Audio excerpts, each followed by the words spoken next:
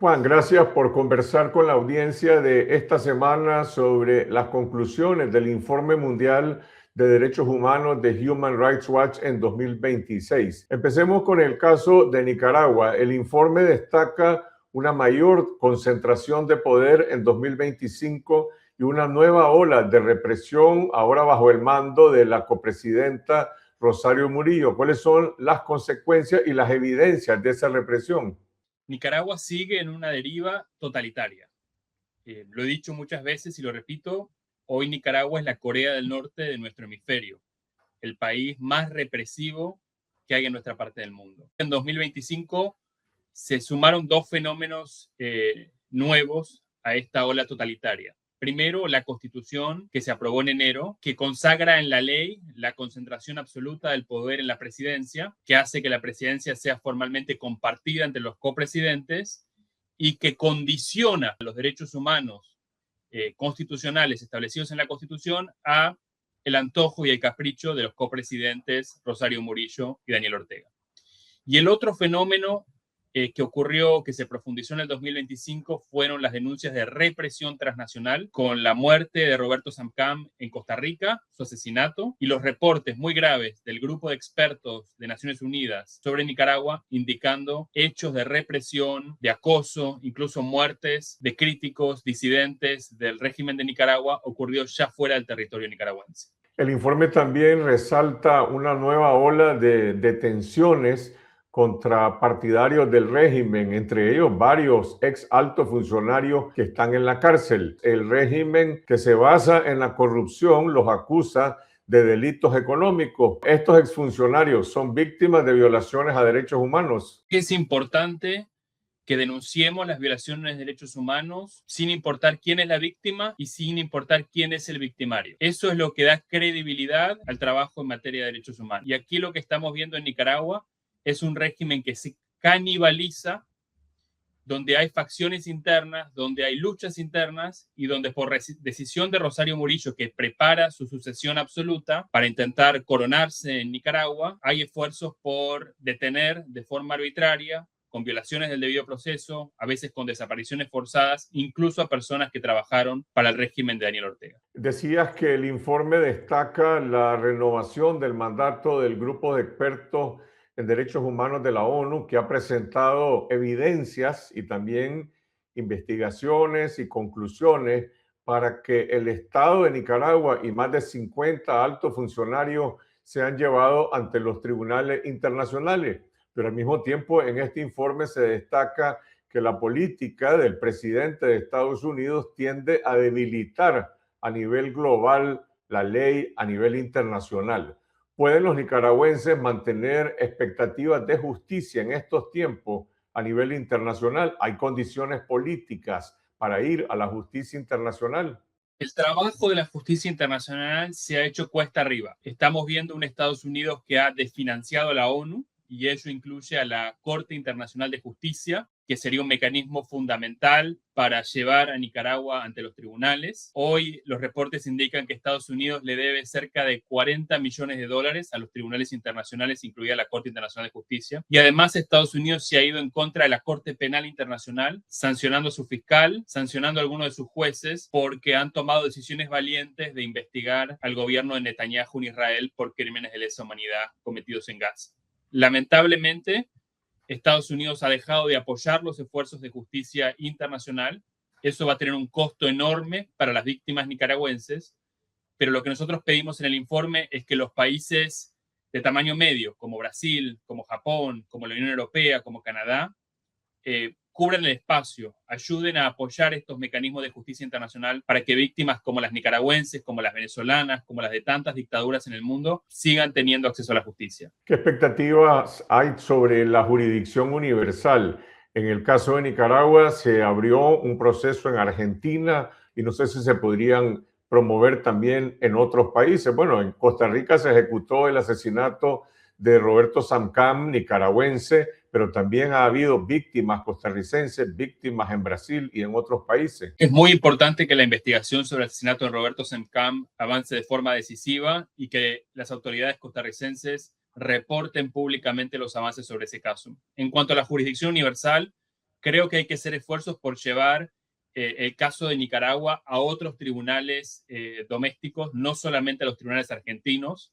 Lamentablemente, los tribunales federales argentinos no tienen la mejor reputación. Son tribunales influidos altamente por la política. Son tribunales con jueces que están pensando más en el calendario electoral argentino que en la justicia. Esa es la realidad. Entonces, me parece importante llevarlo también a otros tribunales en América Latina, en Europa, para que se siga creando el ambiente para que haya una rendición de cuentas por las graves violaciones de derechos humanos y crímenes de lesa humanidad en Nicaragua. Esta semana la OEA emitió una nueva resolución de condena al régimen de Nicaragua por la represión, demanda la liberación de todos los presos políticos y también le pide a la Comisión Interamericana de Derechos Humanos que siga monitoreando las violaciones en Nicaragua, a pesar de que la dictadura se retiró de la OEA. Pero con el clima de polarización que hay hoy en América Latina, ¿tiene la voz de la OEA incidencia en la crisis de Nicaragua? ¿Tienen los gobiernos latinoamericanos esa incidencia? Creo que el voto de la OEA es útil por dos motivos. El primero es porque es un recordatorio de que la OEA, los países de la región, no se olvidan de lo que está ocurriendo en Nicaragua, de que lo normalizan, de que no se ha vuelto como escuchar llover. Y eso que es importante, que haya un recordatorio periódico de que hay graves violaciones de derechos humanos en Nicaragua, de que allí existe una dictadura, es importante para los países de la región. Y creo que en ese sentido, las declaraciones de la comisionada Rosa María Payá, que hoy está a cargo de Nicaragua, fueron muy contundentes y muy claras y muy importantes. Por otra parte, creo que la resolución tuvo apoyo prácticamente de todos los países de la región. Y eso es una demostración de que las posiciones en América Latina y por parte de Estados Unidos sobre lo que ocurre en Nicaragua son claras, y una demostración de que es importante que ahora esos países avancen con mecanismos serios de justicia internacional, incluyendo llevando el caso de Nicaragua ante la Corte Internacional de Justicia. Este informe de Human Rights Watch abunda en señalamientos sobre violaciones a los derechos humanos en Estados Unidos y al deterioro democrático que se vive en ese país. ¿Cómo responde la administración Trump a estos señalamientos? Bueno, hasta ahora no hemos tenido respuesta del gobierno de Estados Unidos. Lanzamos el informe ayer aquí en Washington, lo lanzó nuestro director ejecutivo, y fuimos muy claros sobre las violaciones de derechos humanos que ocurren en Estados Unidos, sobre el deterioro de la democracia americana, sobre la campaña de persecución en contra de migrantes y solicitantes de asilo en el país.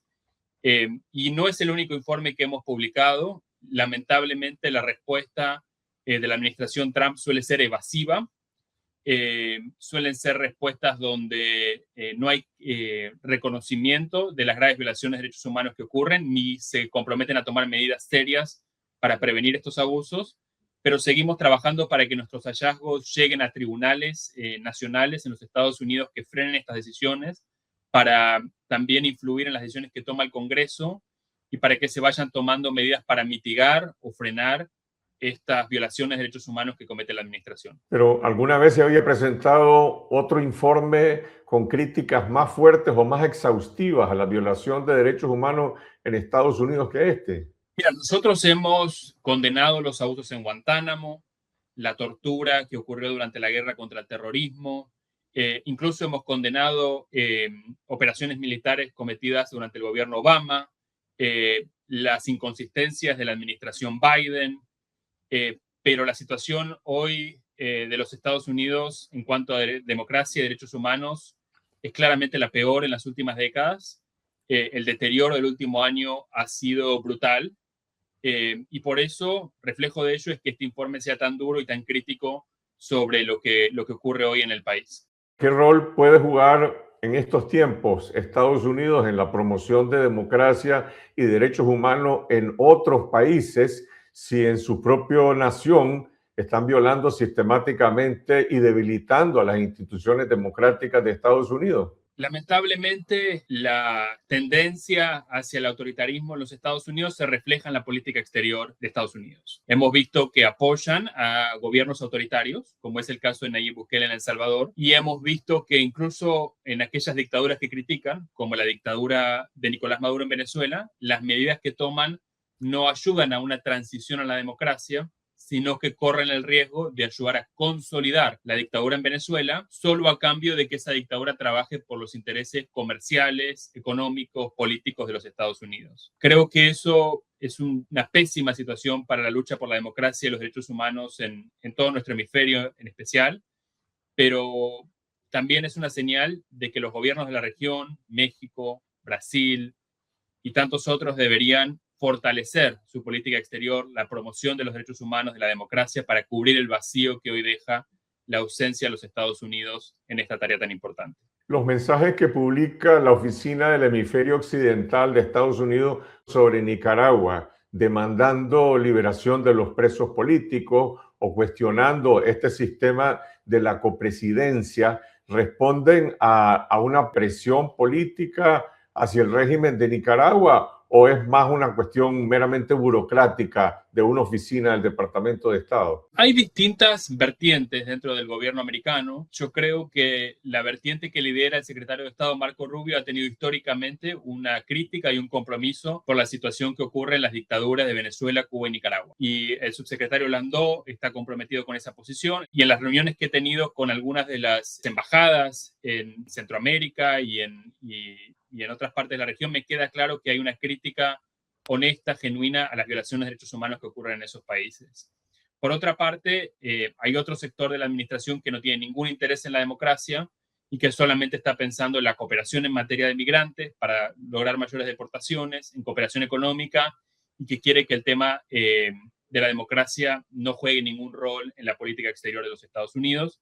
Me parece claro que el presidente Trump, el tema de la democracia y los derechos humanos no le interesa. Esas son las tensiones que hay dentro de la administración, que a veces reflejan mensajes mixtos, difíciles de entender, y esperemos que haya un trabajo más contundente, más serio, para promover la democracia, que hasta ahora lamentablemente no lo hemos visto. Mencionabas que algunos países o potencias medianas como Canadá, Brasil y otros en el hemisferio y también en Europa podrían jugar algún papel de contrapeso a esta ola de regresión democrática y de violaciones a los derechos humanos. ¿Es posible un nuevo orden democrático internacional? El orden actual está en crisis, está en un punto de quiebre, y la única esperanza que nos queda es que los países de tamaño medio se comprometan con esos valores que fueron el consenso luego de la Segunda Guerra Mundial, los valores que están en la Carta de Naciones Unidas, en la Declaración Universal de Derechos Humanos. Esa es la única esperanza que queda para proteger esta arquitectura